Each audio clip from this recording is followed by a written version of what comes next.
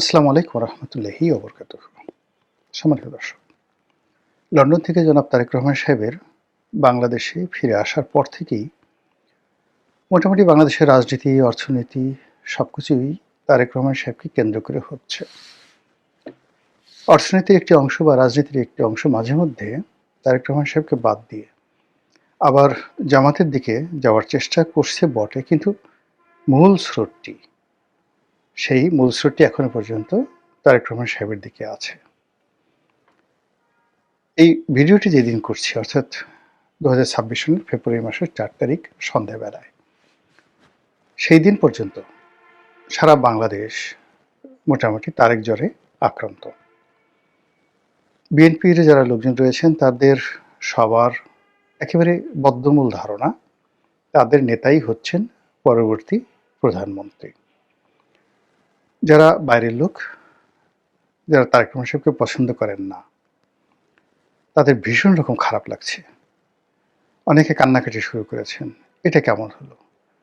এই লোককে দীর্ঘদিন ধরে এত গালাগাল করলাম, যার শিক্ষা নিয়ে, দীক্ষা নিয়ে, পরিবার নিয়ে, ব্যক্তিগত জীবন নিয়ে কি সব কথাবার্তা বললাম, এখন তাকে বলতে হবে মাননীয় প্রধানমন্ত্রী জনাব তারেক রহমান, বা টেলিভিশনের খবরগুলোতে প্রচারিত হবে আজকের এই দিনটিতে প্রধানমন্ত্রী তারেক রহমান সাহেবের সম্ভাব্য সফরসূচি, অথবা বলা হবে আজকে জাতির উদ্দেশ্যে ভাষণ দেবেন মাননীয় প্রধানমন্ত্রী জনাব তারেক রহমান।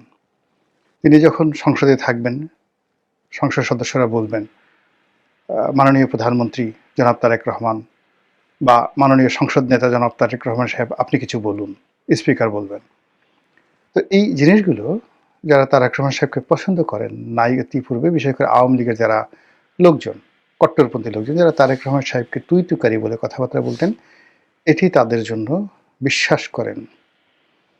মানে যে কোনো মানুষকে পৃথিবীর সবচেয়ে নিকৃষ্ট একটি খাবার, পচা খাবার তার সামনে দিয়ে যদি বলা হয় না খাবার না, যে কোনো একটি পচা দুর্গন্ধযুক্ত পদার্থ আপনারা অনুমান করে নেন, সেগুলো যদি বলা হয় যে তুমি এটা চামিচ দিয়ে, কাঁঠা চামিচ দিয়ে ধীরে ধীরে ধীরে ধীরে খাবে, এবং প্রথমে কয়েক চামচ খাবে, তারপরে সেটা নাকে মুখে চোখে মাখবে, তারপরে সেটার সঙ্গে প্রয়োজন মনে করলে কিছুটা লবণ, কিছুটা লেবু, কিছুটা পেঁয়াজ মরিচ মাখিয়ে তুমি পেস্ট করে নিতে পারো, এটা তোমার ইচ্ছা।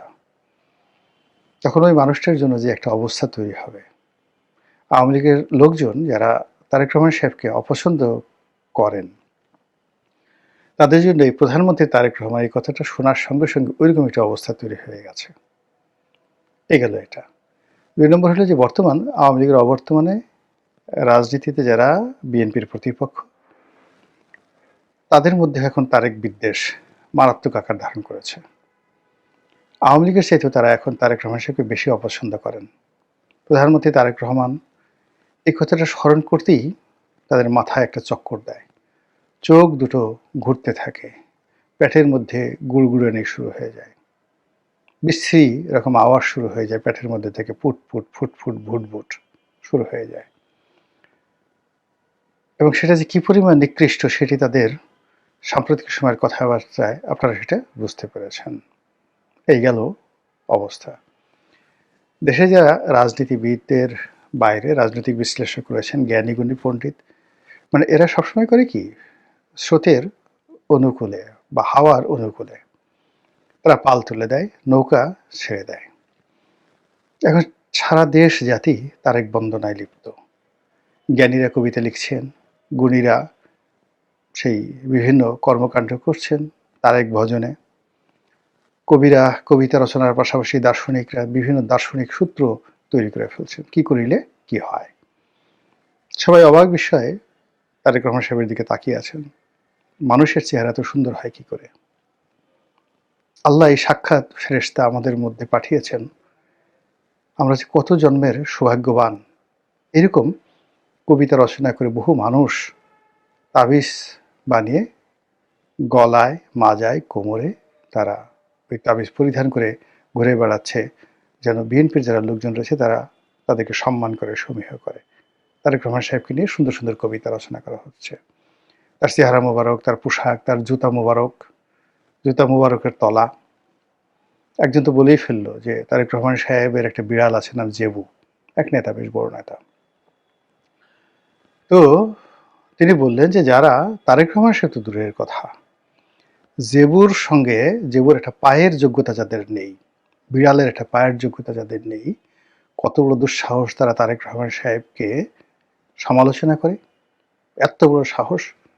লোকজন বলতেছে হ্যাঁ হ্যাঁ হ্যাঁ, ঠিক ঠিক ঠিক, এর চেয়ে তার উত্তম প্রশংসা হতে পারে না। তো এই যে তারেক বন্দনা, সেই তারেক বন্দনার যে জোয়ার চলছে, সেখানে শিল্পী, সাহিত্যিক, গায়ক, গায়িকা, নায়িকা কেউ বাদ নেই। কোমর দুলিয়ে দুলিয়ে নাচছে, গলা ঝুলিয়ে ঝুলিয়ে গাইছে, বাবরি চুল দুলিয়ে দুলিয়ে তারা সেই মঞ্চ কাঁপাচ্ছে। এরকম একটা তারেক জ্বর শুরু হয়েছে। তো আমরা যারা সাধারণ মানুষ, কখনোই ক্ষমতার সঙ্গে আসলে আমাদের সুসম্পর্ক হয়নি। আমার অন্তত কোনোদিন হয়নি। আমার সেই শৈশব থেকে বহু মানুষের সঙ্গে সখ্যতা ছিল। কিন্তু যখনই দেখা গেল যে মানুষটি বড় কোনো সরকারি পদ পদবি পেয়েছে, তার পরের দিন থেকে আমি তার থেকে দূরে চলে এসেছি। এটা কেন হয় আমি এটা বলতে পারি না। সব ক্ষেত্রে মানে এখন ধরুন রাজনীতি করি, রাজনীতির আগে তো বহু বছর ভালো ভালো জায়গাতে ছিলাম। গ্রামে ছিলাম, শহরে ছিলাম, দেশে ছিলাম, বিদেশে ছিলাম। কিন্তু এই ক্ষমতার কাছাকাছি মানুষগুলোর সঙ্গে সম্পর্ক রাখা, সেই সম্পর্ককে ব্যবহার করা, ক্ষমতার পিছনে ছোটার যে লিপ্সা, এটা কেন জানি আমার হয়নি। হয়তো সে যোগ্যতাই নেই। তো আমরা এই তারেক রহমান সাহেবের যখন দুঃসময় ছিল, তখন বলার চেষ্টা করেছিলাম যে তারেক রহমান সাহেব দেশে আসছেন না, আসবেন না, ইত্যাদি ইত্যাদি। তখন বলছিলাম যে না, তিনি আসবেন এবং তিনি আসলে যমুনার যে কর্তৃত্ব, ডক্টর মোহাম্মদ ইউনূসের কর্তৃত্ব থাকবে না। যমুনার সামনে লোকজন যাবে না। এ কথা বলেছিলাম। আবার তারেক রহমান সাহেব যখন বাংলাদেশে এলেন, সারা বাংলাদেশ যখন তাকে নিয়ে লাফাচ্ছে, তারেক ছাড়া আর কোথাও কিছু নাই। ঠিক সেই দিন আমি বললাম যে বাঙালির এই আবেগ ৪৮ ঘন্টা থাকবে না। ৪৮ ঘন্টার পর আপনি দেখবেন তারেক রহমান সাহেবের বাসা বা অফিসের সামনে এই ভিড় নেই। এখন গিয়ে দেখেন সেই ভিড় আছে কিনা। যা হোক, যারা সমালোচনাকারী, বিশ্লেষক, তাদের বক্তব্য হলো তারেক রহমান সাহেব মূলত বাংলাদেশে পা দিয়েছেন প্রধানমন্ত্রী হিসেবেই। এর কারণ হলো যে তিনি বিদেশে থেকে যে এলেন, দেশের একটা বিশেষ প্রয়োজনে, যখন ওসমান হাদির ঘটনাটা ঘটল, ঠিক ওই সময়টিতে দেশ একটা টারমাইল অবস্থাতে চলে যাচ্ছিল এবং দেশের যারা রাজনীতিক নেতৃবৃন্দ ছিলেন, বিশেষ করে জামাতের নেতৃত্বে যে সকল ইসলামপন্থী দল ছিলেন, তারা একটা বিকল্প বিপ্লবের কথা চিন্তা করছিল। ওসমান হাদির জানাজা যেদিন হবে সেই দিনই এরকম একটা বিকল্প কিছু হতে পারে, এরকম আশঙ্কা সবাই করেছিল। এটা যে জামাত করেছে বা করবে, নট লাইক দ্যাট। কিন্তু তাদের পক্ষে যে সকল ইউটিউবার রয়েছেন, দেশের বাইরে যে সকল কন্টেন্ট ক্রিয়েটার রয়েছেন, তারা এরকম একটা ন্যারেটিভ তৈরি করেছিল যে যেদিন ওসমান হাদির জানাজা হবে সংসদ ভবনে, সেদিন কিছু একটা ঘটবে।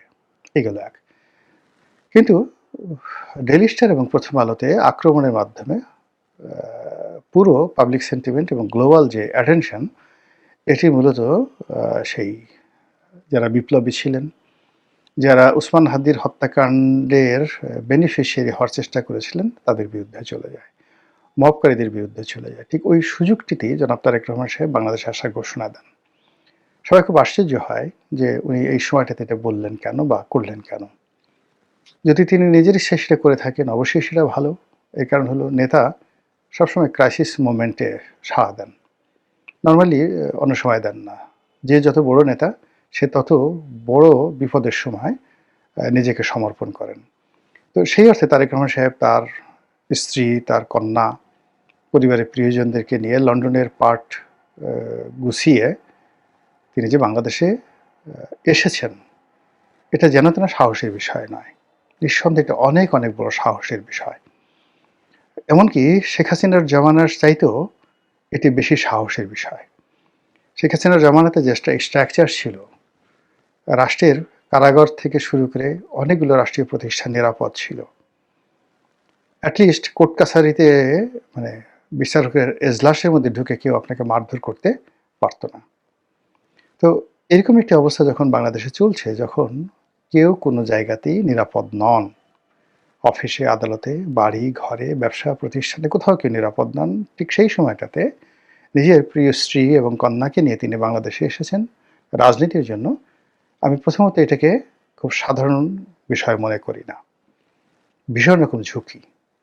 এখন এই ঝুঁকি যে তিনি নিয়েছেন, দুটো বিষয় থাকতে পারে, যে তাকে শতভাগ নিশ্চয়তা দেওয়া হয়েছে দেশ থেকে বিদেশ থেকে সর্বমহল থেকে যারা কর্তৃপক্ষ, যে আপনি আসুন, রাষ্ট্র পরিপূর্ণভাবে আপনার সঙ্গে আছে, এই একটা। আর দ্বিতীয়ত হলো যে সবার সঙ্গে তার একটা জাস্ট শুভেচ্ছা বিনিময়, কথাবার্তা যেটা ফর্মাল হয় সেটা হয়েছে।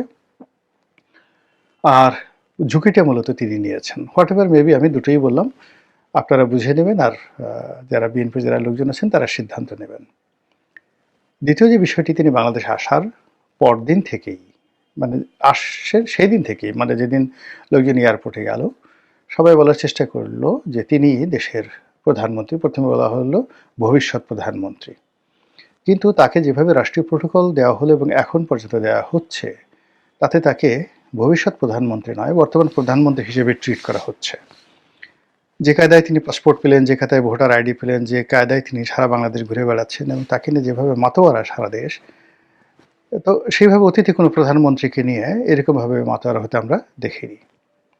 এবং একই সঙ্গে সকল পক্ষ, তার যারা প্রতিপক্ষ তারাও তাকে ভয় পাচ্ছে, তার যারা কাছের লোক তারাও তাকে প্রচণ্ডভাবে সমীহ করছে। এবং শহীদ প্রেসিডেন্ট জিয়াউর রহমান বা বেগম জিয়া, দলের উপর তার একটা কর্তৃত্ব ছিল, কিন্তু তারেক রহমান সাহেব যেভাবে মঞ্চ কাঁপাচ্ছেন, যেভাবে সমস্ত লোক মঞ্চে তিনি কোনো রকম ভনিতা না করে অনাড়ম্বর ভাবে সাধারণ একটা চেয়ারে ইন না করে কেটস পরে যেভাবে দাঁড়াচ্ছেন, কিন্তু ওটার যে তেজ, যেটার যে অমিত বিক্রম, সেই অমিত বিক্রমে বড় বড় বাঘা যারা নেতা রয়েছেন, আমি কারো নাম বলবো না, থল থল থল থল করে কাঁপছেন। সামনে কেউ আসতে সাহস পাচ্ছেন না, সেই সারিতে কেউ আসতে সাহস পাচ্ছেন না, পেছনের সারিতে তারা মানে কাচুমাচু কাচুমাচু করে আসছেন। তিনি যেভাবে নির্দেশ দিয়েছেন, তুমি 2 মিনিট দেবে, আপনি 3 মিনিট দেবেন, আপনি 2.5 মিনিট দেবেন, আপনি বক্তব্য দেবেন না, শেষ, কেউ কোনো কথা বলতে পারবেন না। তো এই অর্থে শেখ হাসিনার যে ক্ষমতা, কোনো ক্ষমতাই ছিল না। নিজের একটা জাস্ট উদাহরণ দেই, মানে গণতন্ত্র যখন ছিল তখন আমাদের ক্ষমতা কেমন ছিল। আমার এলাকাতে সেই একটা বড় জনসভা হলো, মঞ্চে আমি, প্রধানমন্ত্রী শেখ হাসিনা, আসম ফিরোজ, তারপর আমির হোসেন আমু, বাহাউদ্দিন নাসিম সাহেবও সেখানে গেছেন। তো প্রায় 1 লাখ লোক সেখানে উপস্থিত। এখন তখনই আমি আসলে আওয়ামী লীগের মাইনাসের খাতায় মানে যাই যাই করে অবস্থা। অনেক শীর্ষ নেতৃবৃন্দ যারা ছিলেন তারা আমার ব্যাপারে ভীষণ রকম বিরক্ত ছিলেন যে এই ছেলেটা একটা বেয়াদব, বিশ্ব বেয়াদব। এবং তারা শেখ হাসিনার কান ভারী করতে করতে এমন অবস্থা করে ফেলেছিলেন যে শেষের দিকে হয়তো উনি মনে করতেন যে আসলে আমাকে যে সিলেকশন করাটা তার একটা ভুল হয়েছে। তো যাই হোক, উনি আমার এলাকাতে গেছেন, প্রধানমন্ত্রী গেছেন, অনুষ্ঠানের সমস্ত আয়োজন আমি করেছি। এবং এমন একটা এলাকাতে, যে এলাকাতে দ্বীপ বেষ্টিত একটা এলাকাতে বড় জোর শেখ হাসিনার ওনার বা ওনার নেতৃবৃন্দের আশা ছিল 1000 খানেক লোক ওই সকাল 10টার মধ্যে হাজির হতে পারে। তো সেখানে যখন 1000-এর জায়গায় 1 লাখ লোক হাজির হলো, তো বোঝার চেষ্টা করেন আমি 1 সপ্তাহ ধরে সেখানে সেই অ্যারেঞ্জ করছিলাম। তো যখন এই একটা অনুষ্ঠানে সব মানুষ উপস্থিত এবং সেখানে মূলত আমার যে অবস্থা ছিল, আমার বক্তব্য শোনার জন্য মানুষ আগ্রহী। তো এমন সময় বাহাউদ্দিন নাসিম সাহেব এসে বললেন যে এমপি সাহেব, প্রধানমন্ত্রী বলেছেন বা প্রধানমন্ত্রী বক্তব্য দিবে মতিয়া চৌধুরী, মানে মতিয়া আপা দিবে, আর বিএডিসির চেয়ারম্যান সাহেব উনি বক্তব্য দিবেন, আপনার দেওয়ার দরকার নেই। পাশে প্রধানমন্ত্রী বসা। তা আমি গিয়ে বাহাউদ্দিন নাসিম সাহেবকে বললাম, হু আর ইউ, আপনি কে? একটু নড়াচড়া করবেন না, সে একদম আপনার চেয়ারে বসে থাকেন। এখন প্রধানমন্ত্রী হা করে তাকিয়ে আছেন। আসম ফিরোজ আমাকে চেপে ধরেছেন যে বাঘের বাচ্চা, এভাবে বলা উচিত। তো বাহাউদ্দিন নাসিম তো সঙ্গতের কারণেই প্রধানমন্ত্রীর আত্মীয় হন বলে তার একটা ধরেন ঔদত্য থাকে। তো তিনি বললেন যে, জোরে জোরে বললেন প্রধানমন্ত্রীকে শুনিয়ে, আপনি এভাবে কথা বলছেন কেন? এবং বাহাউদ্দিন নাসিম, আমি শুনেছি সত্য কিন্তু জানি না, পরবর্তীতে যখন আসম ফিরোজ চিফ হুইপ হয়েছিলেন, তখন নাকি ফিরোজ সাহেবের গায়ে হাত দিয়েছিলেন পার্লামেন্টে বসে। তো চিন্তা করেন, আমি বলছি যে তার পাওয়ারটা ওই পর্যায়ে ছিল। তো আমি বললাম যে, নাসিম সাহেব, সোজা চেয়ারে গিয়ে বসেন। আপনি যত সহজে আসছেন তত সহজে এখান থেকে আপনি যেতে পারবেন না, হেলিকপ্টারে উঠতে পারবেন না। প্রধানমন্ত্রীর সামনে বলে দিলাম, উঠতেই পারবেন না হেলিকপ্টারে, যান বসে থাকেন। এরপরে বক্তব্য দিলাম, অনুষ্ঠান শেষ হলো, এবং অনুষ্ঠান শেষ হওয়ার পর তাকাই দেখি যে সবার আগে হেলিকপ্টার উঠে গেছে বাহাউদ্দিন নাসিম। তো ডেমোক্রেসি যেখানে থাকে সেখানে যে কোনো মানুষেরই স্টেক হোল্ডার, তার এই ধরনের ক্ষমতা থাকে। এখন আওয়ামী লীগে আমার পরবর্তীতে হয়নি, কিন্তু যতদিন আমি আওয়ামী লীগে ছিলাম ততদিন ঠিক এই ধরনের ক্ষমতা নিয়েছিলাম। পার্লামেন্টারি কমিটিতে, আপনার কাছে গল্পের মতো মনে হবে, মানে সংসদীয় কমিটির বৈঠকে, তারপর সংসদীয় সভা, প্রধানমন্ত্রীর সভাপতিতে যেটি হয় সংসদীয় সভা, সেখানে, এরপরে পার্লামেন্টের লবিতে, প্রত্যেকটা জায়গাতেই গণতন্ত্রের স্পষ্ট সিল সাপ্পর মেরে আসার সুযোগ হয়েছিল। কিন্তু এখন সেটা নয়। এখন যে অবস্থা চলছে সে অবস্থাতে এখানে তারেক ঝড়, তারেক জ্বর, এখানে জনাব তারেক রহমান সাহেবের বিড়াল নিয়ে একটা টু শব্দ করার ক্ষমতাও বিএনপির কোন নেতার আছে আমার কাছে মনে হয় না। তো যেটা বললাম যে তিনি এখন বর্তমান প্রধানমন্ত্রীর মতো করে সারা দেশ চষে বেড়াচ্ছেন, এবং এই যে তিনি যে প্রধানমন্ত্রী, এটাকে প্রচার করার জন্য, শো আপ করার জন্য একটার পর একটা সভা হচ্ছে, সেমিনার হচ্ছে, তারপর ব্যবসায়ীরা আসছে, রাষ্ট্রদূতরা আসছে, টেলিভিশন মিডিয়ারা যাচ্ছে, বিভিন্ন রকম কথাবার্তা, মানে অ্যাজ ইট ইজ প্রধানমন্ত্রী তারেক রহমান সাহেব। আমি এগুলো নিয়ে, মানে এর মধ্যে আবার নিউ ইয়র্ক টাইমসে তার একটা বক্তব্য, নিউ ইয়র্ক টাইমসে না, ইন্টারন্যাশনাল টাইম ম্যাগাজিনে তার একটি সাক্ষাৎকার ছাপা হলো। তো ভালো সাক্ষাৎকার, অনেক ভালো দিকে বলা হয়েছে, তার সঙ্গে সঙ্গে তার যত রকম বদনাম আছে সেই জিনিসগুলো টু দি পয়েন্ট ইন্টারন্যাশনালি বলে দেওয়া হয়েছে। তো সেটার আমি মৃদু সমালোচনা করেছি, অসুবিধা নেই। কিন্তু আজকে যেটা আমি বলবো সেটা হলো, যেটা আমি আশঙ্কা করেছিলাম বা আশা করেছিলাম, যে ইকোনমিস্টের মতো পত্রিকা যদি তারেক রহমান সাহেবকে নিয়ে কোনো প্রতিবেদন তৈরি করে, তাহলে সেটা তার জন্য সবচেয়ে বড় পাওনা হবে, এবং সেটা কী হবে এটা নিয়ে আমি একটা টেনশনে ছিলাম। তো দেখলাম যে ইকোনমিস্টও তাকে নিয়ে একটি প্রতিবেদন করেছে, এবং সেই প্রতিবেদনে তারা বলেছেন যে প্রধানমন্ত্রী হওয়ার যে দৌড়, সেই দৌড়ে তারেক রহমান সাহেব এগিয়ে আছেন। আমি মনে করি এটি তার জন্য একটা বিরাট ইতিবাচক দিক। New York Times, the guardian বা ওয়াশিংটন পোস্ট, এই পত্রিকাগুলো প্রায় বায়াসড, তারা একটা বিশেষ দলের, গোত্রের, সরকারের, রাষ্ট্রের তারা পারপাস সার্ভ করে।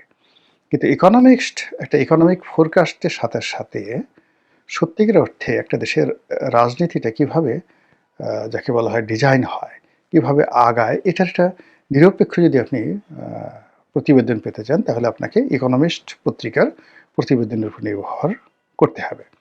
তো সেই পত্রিকায় যখন তাকে প্রধানমন্ত্রী হওয়ার দৌড়ে এগিয়ে আছেন বলা হয়েছে, তাহলে আমরা যে এতকাল তাকে প্রধানমন্ত্রী বলে যে সকল সার্টিফিকেট দিয়েছি, সেটার একটা আন্তর্জাতিক স্বীকৃতি হয়ে গেল। ইকোনমিস্ট যেহেতু বলেছে, দেখা যাক আগামীর প্রধানমন্ত্রী জনাব তারেক রহমান সাহেব কবে সেই পদে কিভাবে অভিষিক্ত হন। মহান আল্লাহ আমাদের সবাইকে হেদায়েত দান করুন এবং হেফাজত করুন। আসসালামু আলাইকুম ওয়া রাহমাতুল্লাহি ওয়া বারাকাতুহু।